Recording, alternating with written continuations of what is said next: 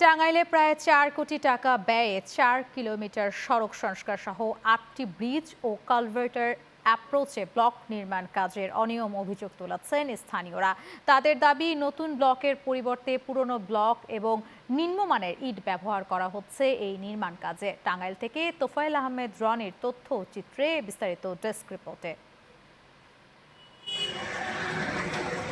যমুনা চরাঞ্চলের সঙ্গে জেলা শহরের যোগাযোগের গুরুত্বপূর্ণ সড়ক টাঙ্গাইল সদর উপজেলার শিবপুর ও উমরপুর সড়ক। প্রায় ৪ কোটি টাকা ব্যয়ে ১৩ ফুট থেকে ১৬ ফুটে উন্নীত করা হচ্ছে সড়কটি।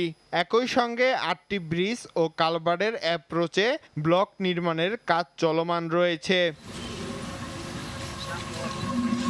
তবে শুরু থেকেই স্থানীয়রা অভিযোগ তুলছেন, নতুন ব্লক ও ইটের পরিবর্তে পুরনো ব্লক ও নিম্নমানের ইট ব্যবহার করা হচ্ছে, যার ফলে সড়কের মান ও স্থায়িত্ব নিয়ে উদ্বেগ তৈরি হয়েছে জনসাধারণের মাঝে।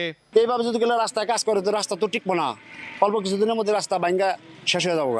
এক সাইড দিয়ে ইট দিছে আর এক সাইড দিয়ে দেয় নাই। স্থানীয়দের অভিযোগ, ঠিকাদারি প্রতিষ্ঠানের সঙ্গে সংশ্লিষ্ট প্রকল্পের কর্মচারীদের যোগসূত্র থাকায় নতুন ব্লকের পরিবর্তে পুরনো ব্লক ব্যবহার করে নিম্নমানের কাজ করা হচ্ছে।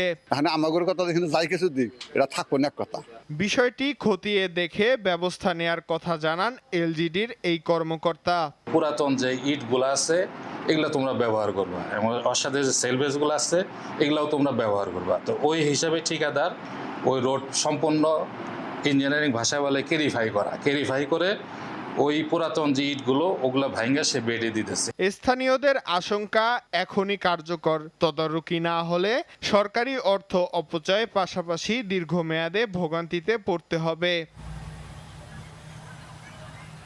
Channel 9 news desk.